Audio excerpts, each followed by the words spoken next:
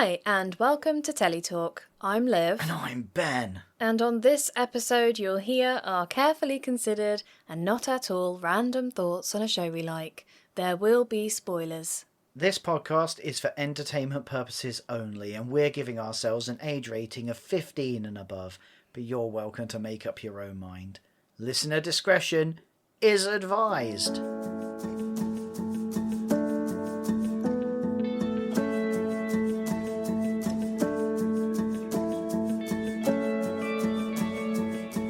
So this week, because there's no Death in Paradise, they've bumped it for a week for some reason. And suddenly Amish is long gone. Yeah, we decided we'd do something Death in Paradise-esque.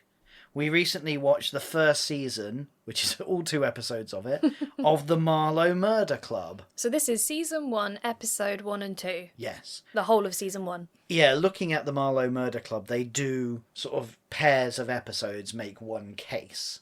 But the first season is just a pair of episodes making one case. So we're going to do that in its entirety. Yeah. Season 1! Ah! Well, you need to calm down. You need to preserve your energy. Have I pitched it too... Don't play with that shoe. Oh, God. I've pitched it too high, haven't I? I'm just... So, how do we want to go about this then? I'll start. Okay. Bear in mind, listeners, we're doing this off the top of our head with just some notes that I've made about names. Great. So, the premise of this thing is that no one is anyone. And, wow. Okay. And then we form a group of unlikely detectives. And unusually for a show like this, the amateur detectives end up being hired by the police and work alongside them rather than against them, miraculously solving things. So I quite liked it for that. Yes. The sort of Ludwig, but it doesn't take a whole season to get there. Yeah. It well, takes Ludwig one was episode. different because he was pretending to be the police. Spoilers. So he was sort of working with them. Sort of not. Yes. So anyway, there's a lady and we see her getting undressed and jumping in the estuary completely naked. As you do. Swimming along. And as she's swimming past her neighbour's house, now these are big houses on the Thames, she hears her neighbour get shot. Ah, bang. And she calls out to him and there's no response. So she thinks he's deaded. Do you know what? I've heard someone get shot. I'm naked in a river. I'm going to go investigate. Yeah, I know. I mean, luckily she doesn't climb out of the water, does she? She tries. Yeah, she can't quite do it. Anyway, so she goes back home and phones the police.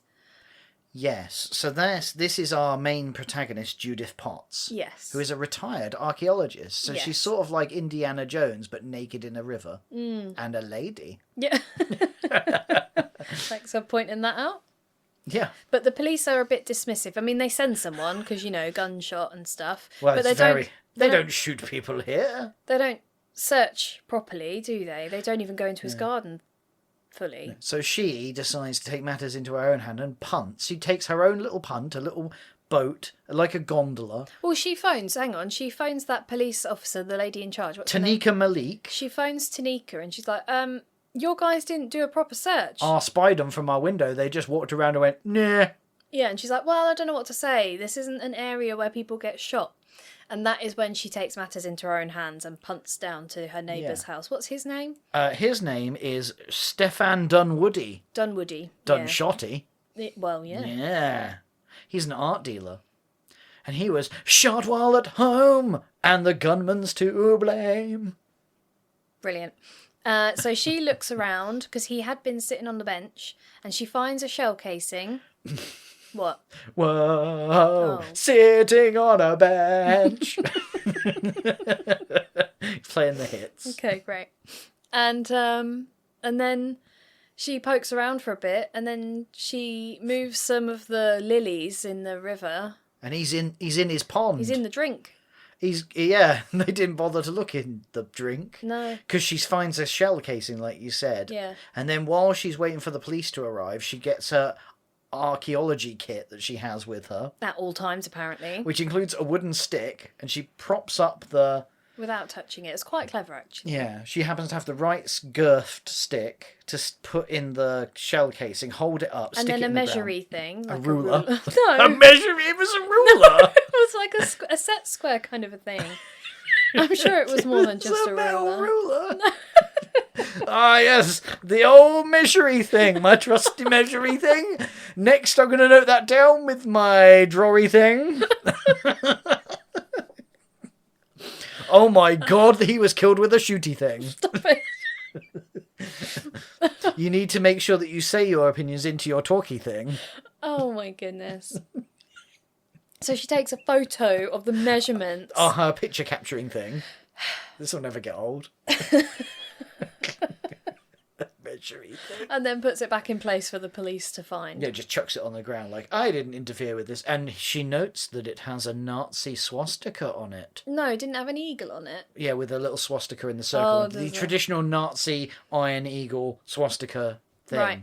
Well, I wasn't wearing my glasses, so that level of detail was a bit lost on me. Yeah, why would you want to wear your glasses to watch a TV show that we're going to be talking about, Liv? Well, we didn't... Anyway. Also, how old do you sound right now? Oh, I wasn't wearing my glasses, dear. Which actually, several of the protagonists, in fact, Mrs. Potts, our protagonist, does say that several times. Like, oh, I'm not wearing the right glasses for this. See? Yes, but she is an old lady. I don't think she'd agree. She's retired. Okay. Stop making good points.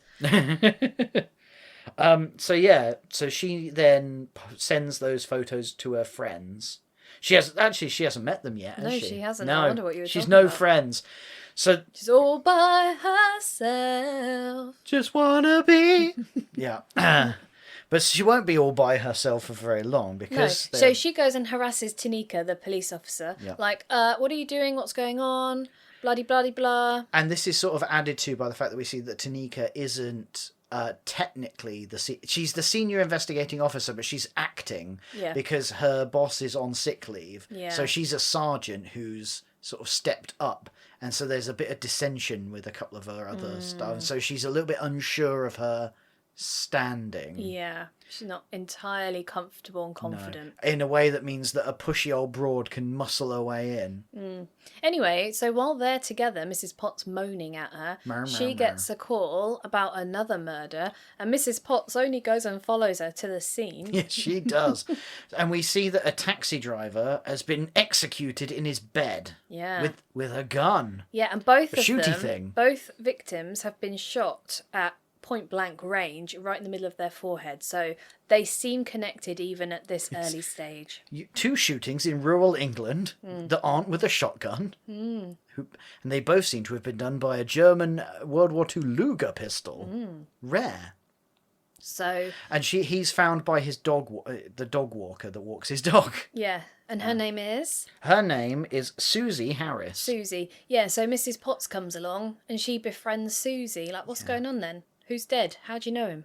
Yeah, and then basically sort of gets her to wander off and they become pals. She bats off the police officer who was going to take a statement. I thought that was bad form, actually. You need to Bye. give that statement while everything's still fresh. I know, but they want to show that police officer specifically, who's the one that's been a bit aggy with Tanika, is an idiot.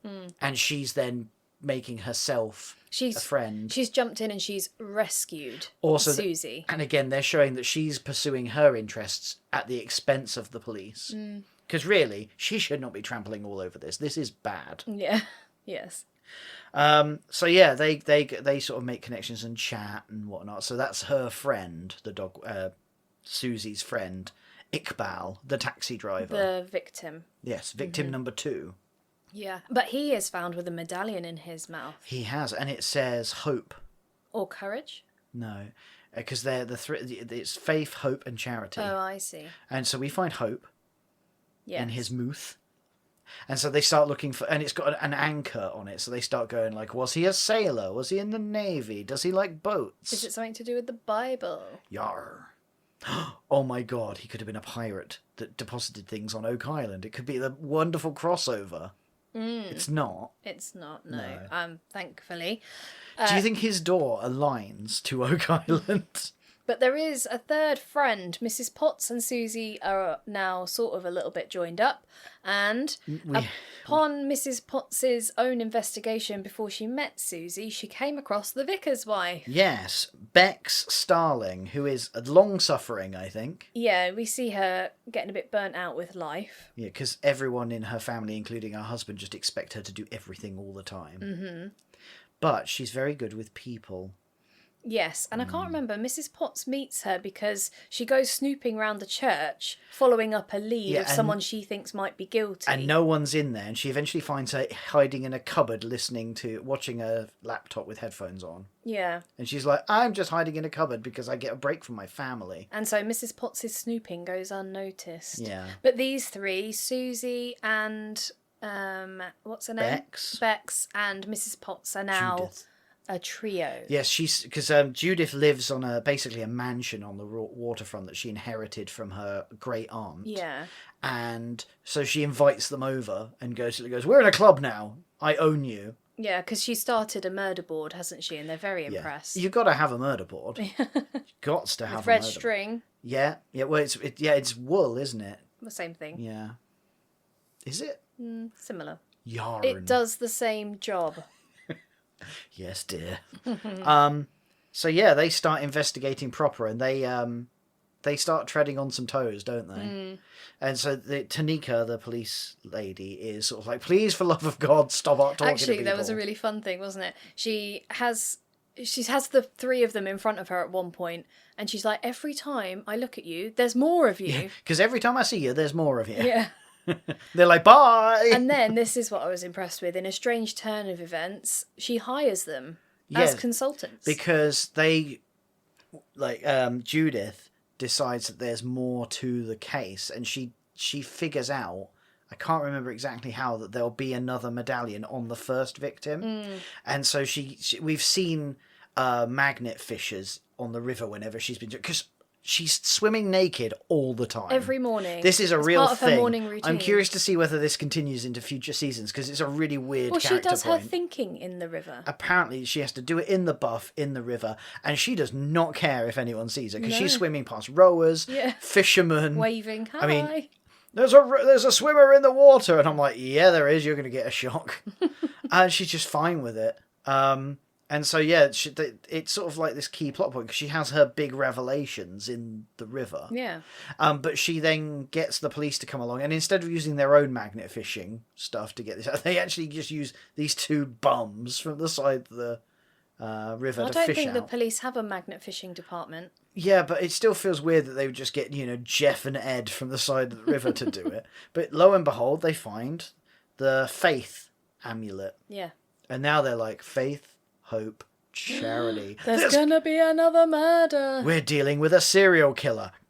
End of episode 1. I'm like, that is a pretty good way to end the episode. I'll grant you. I want to watch another one. And at this point, the three of them, and Mrs. Potts especially, have harassed the antiques dealer. Yep. Whose name is... Who we haven't mentioned. His name is Elliot Howard. Yeah, so she's harassed him. She knows he's lying, and she thinks he done it. Yeah. Oh, but that's right. When she was following that up, he said that he was at choir.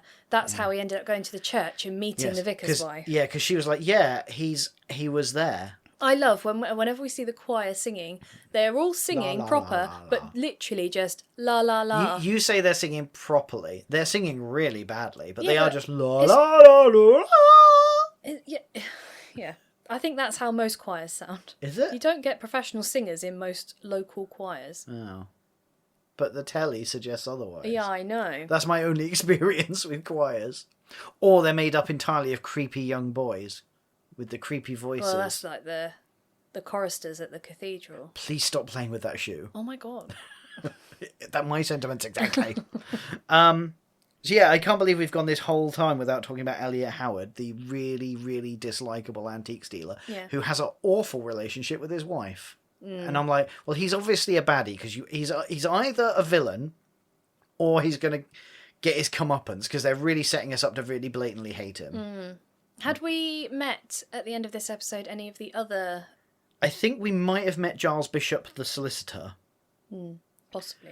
So there's an implication at some point that at some point Iqbal, the taxi driver victim number 2, had said to Susie the dog walker, "Oh, I'm coming into some money." Yes, that's right. And then she got the impression that it hadn't happened because he didn't want to talk about it anymore. Yeah, because she said, "Oh, how's it all going?" And he's like, "I don't want to talk about it." And then the police, now that they're officially working with the police go, "Oh, we've checked his financial records, and he was going to be inheriting his neighbour's money, but then it turned out that there'd been a last-minute will change by this solicitor, Giles Bishop, naming Giles Bishop as the beneficiary And executor. and they're like, seems dodge." Suspicious. So that's where they go, ooh. So, yeah, at the end of episode 1, we have 2 dislikable people in the solicitor and the antiques dealer. Yay. And everything's left open, and there hasn't been a third murder. So No. there's a lot to anticipate going into the second one. And in the second episode, we have the funeral of, was it The first one, Dunmilly. Stephen Dunwoody? Dunwoody. He done living. Yeah. So there was the funeral, and at that funeral there's this woman that we've seen vaguely in passing in the episode, who is called Liz Curtis, and she's a local rower instructor, an ex-Olympian. Well, the police officer, Tanika, Tanika? I didn't know if it was Tanika or Tanika, goes over to talk to her, but she escapes. But the vicar's wife knows who she is because she knows everyone. Yeah, she probably sings in the Super choir. duper handy. Yes, and so they go and talk to her, and she lies to them, doesn't she? She does. Like, about everything. No, Yeah, I don't didn't. know him. I didn't go there. So they just go and talk to her husband, Yeah. who drops her right in it. Yeah. By going like, "Oh yeah, she's really upset that he's dead. They knew each other for a while because they were both into art and stuff." So yeah. Oh, and he told them that she got a taxi. Yes, she booked a taxi. He was like, "Oh yeah, you'll be asking because she took a ride with him that day, didn't she?" With what was his name? Iqbal. Yeah. And that taxi took them to a house. Okay, so this is another connection. We are bad at this. The antiques dealer is the one that sold the German gun. Well, he sold a German gun. Yeah, he sold a German gun. And so the police are trying to figure out who that was. And in their investigation, they find who it was. And they go and meet him in his house and whatnot. And then this woman, Liz, her taxi ride with Iqbal was to his house, and his gun is missing. Yes, because when they go, because it's sort of like, again, one of these like over the top hammy sections where they meet this guy and they talk him into showing them his collection. He's got a load of Nazi memorabilia and he turns into like this weird crazy guy basically, and then the police raid them, but his Luger is missing. And they're like, "Oh, it's just an old doorway into the basement, anyone could have picked that lock." And so the implication is that Liz has stolen that gun and done shot some people. Yeah, so they feel like Liz is the killer and they go to arrest her. But then she's dead. She is the third victim. Shot in the head, right next to the river. And they find a medallion. And what does it say? Charity. Charity. As expected. On the plus side, all the murders are done now, so we can just pack up and leave. Everyone no harm, can no rest foul. Easy. They probably did something right. Mm-hmm. That's the end. Actually, there is no resting easy, is there? No? No, because there's an attempted fourth murder. That's right. So Judith gets really upset at her pals because they're poking around trying to find a connection and looking at old newspapers that aren't collected. Because the problem is, the Iqbal murder was the guy they suspected something about alibis. Yeah, they anyone that they suspect has always got an alibi. Has a motive. Yeah, anyone with a motive has an alibi. So that so Giles Bishop, the solicitor, was doing an auction, he was at a work do or something when his fella was murdered. Oh, wasn't he recovering from a gallbladder? That's right. He was in hospital recovering from a gallbladder operation. Yeah, that's right. And then Elliot Howard was doing an auction when the Stephen Dunwoody was murdered. Wasn't he I thought he was in the choir. Well, no, he was in the choir. That's right. He was doing something else. I lose track. But yes. And then no one's... Liz, they don't have a suspect, but the other two of them, Yeah. I don't know. So then they... what's her face? Judith Potts then finds out that the Giles Bishop... Elliot Howard is suddenly going on a fishing trip. Elliot Howard is the auctioneer, the antiques dealer. Who's horrible to his wife. Yeah. She goes to phones his wife to say, look, you need to stop protecting him. I made that mistake, because we find out that she had a horrible husband that made her lie for him in the past. Yeah. When he stole a load of stuff from her archaeological dig. Mm-hmm. And she gets upset with her friends and sends them away. She rings Elliot Howard's wife and says, you shouldn't protect him. She says, well, he's just leaving right now on a fishing trip. And she was like, was that planned or was that spur of the moment? And it was spur of the moment. Yeah. And she comes to believe that she's going to be murdered. No, because then she phones the solicitor and gets through to his office, and they say, oh no, he's just left for a conference in Birmingham. Yeah. And she's like, oh my God. And I was like, shit, is one of them going to murder the other one? That is not what's happening. No. So she's like, I'm going to be killed tonight. She phones Bex, the vicar's wife, and says, stay away from me. Don't phone me. Don't do anything. And tell Susie too. And tell Susie to stay away from me as well. And so Bex is like, well, that seems bad. Yeah. So she runs to the police, and they decide to drive over in the dead of night in the storm. And this is a point where Tanika goes against her colleague, who's being very forceful with his opinion. Because her boss has told her that she promoted her because she's got good instincts. Yeah, and follow your instincts. You hired these consultants that know nothing because they're getting you results. That's a good decision. Follow your gut. Go with it. Because at the moment Bex arrives to say, I'm worried about Judith, they've had a call to say, I've seen someone shadowy throwing something in the river. Yeah, and he's like, no, we've got to go and chase that down. Yeah. And she's like, no, we're going to Judith Potts' house to save her. So they go, but then there's a tree down, and Bex goes and like cuts the cord from the church bell to tie. Because she has snooty people in the congregation, doesn't she? And it's a little bit getting them on side, borrowing their car. And she's sort of like exerting her individuality and her agency and stuff. Yeah. But that's basically almost a waste of time, because they're delayed loads. And the husband of Liz Curtis is the one that shows up to stick a cap in Judith's ass. Yeah. And it turns out he's the one that's done some of the murdering. He's done one. He's part of a conspiracy. What it is there's 3 murders. 1, 2, 3 murders. And 3 murderers, but they had this pact where they murdered each other's people. Yeah, this seemed like quite an escalation, because they were old school friends who rowed together. Rowed, as in did the rowing. Yeah. They rowed hard and rowed long along the river. So 2 of them were rowers and 1 of them was the coxswain. Mm-hmm. And they were old school pals. And somehow that translated to, well, we've all got problems, and so we need to off each other's problems. One of them became very important because Iqbal had discovered the will thing. Yeah, so the solicitor's issues became imminently problematic. Because Iqbal realised that the 2 people that he'd had witness the will were people that had died the year before. Yeah. Oh, and they discovered that because they broke into his office, which was quite a comedic stretch. Yes. Oh, God. Sketch. They spent quite a while creating a diversion and breaking into the solicitor's office. They said it was the ground floor, but the ground floor was up in the air. So one of the other 2 murders Iqbal for him, and the Stefan Dunwoody had been bequeathed a picture that Elliot Howard wanted from his dad. The antique dealer coveted. Felt like he was supposed to inherit the picture, but instead this rival...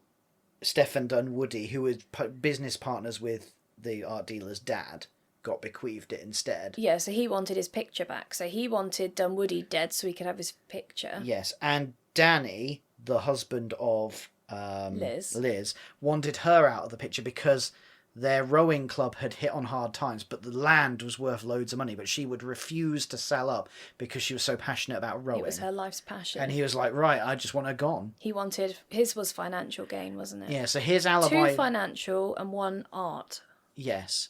And he arranged for her to be murdered while he was coaching the GB under-16 rowers. Way 100 miles away. Yeah.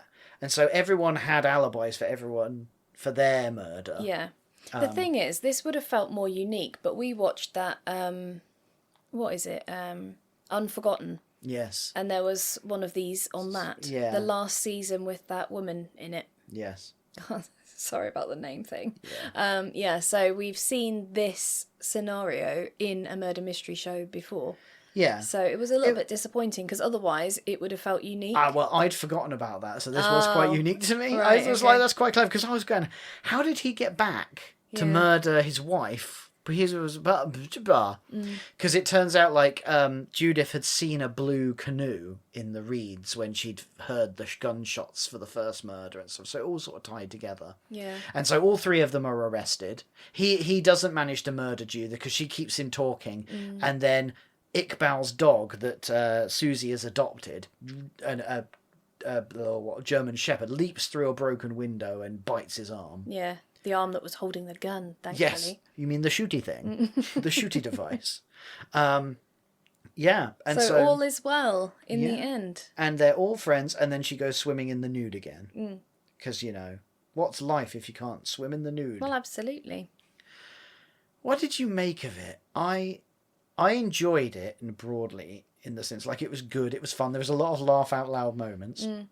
I found some parts were a bit overdone. Like the fella who had all the Nazi memorabilia that got a bit campy, and a bit over the top. And there was a bit where they all have a bit of where she kicks out her friends. You didn't... I felt a bit jarring because they were all searching in her great aunt's stack of newspapers trying to find evidence. And all of a sudden Susie gets up and goes into the room that Judith Potts has banned them from.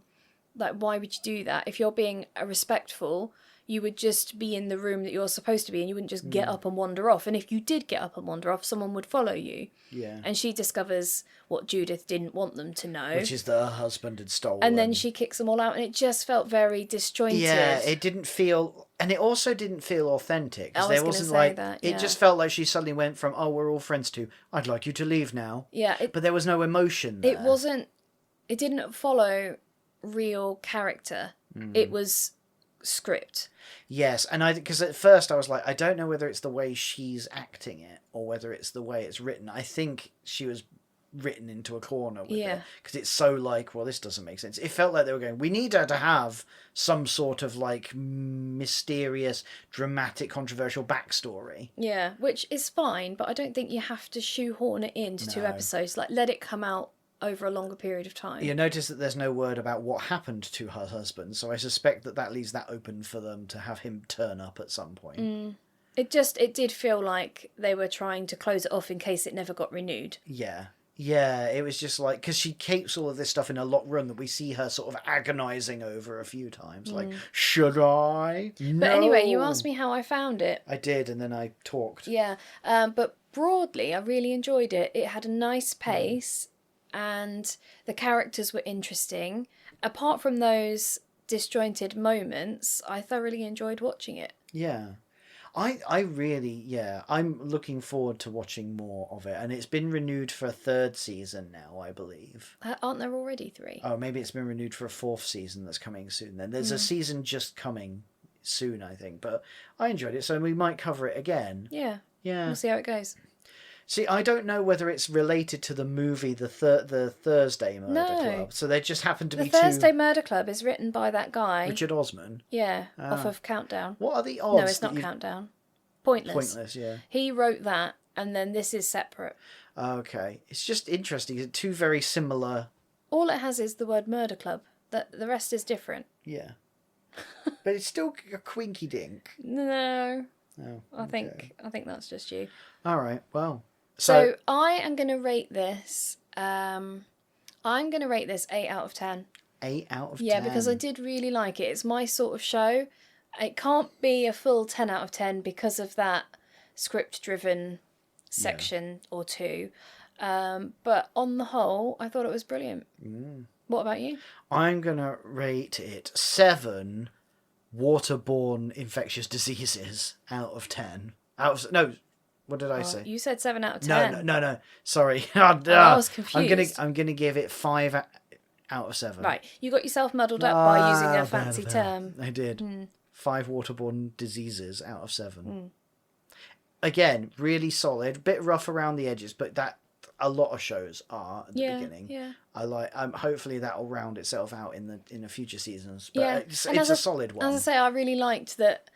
Okay, it's an amateur sleuth group, but they have that clout Legitimacy. because the police have sort of employed them, and I kind of like that because that adds a layer of believability. Yeah, I enjoyed how pleased they were to be able to be like, oh yes, I've got my tag, got my badge. Yeah, absolutely. So yeah, I liked it. I'm looking forward to it. We'll certainly watch more them. of it. Yeah, we might do some more of it on the show. Depends. We'll see. See how we feel. And on that note, that's all, folks. Thank you for all of that. Please, if you get a chance, do rate and review us on your platform of choice. We'd really appreciate it. Cheers in advance. Thank you so much for listening. We will see you next time. Bye. Toodles!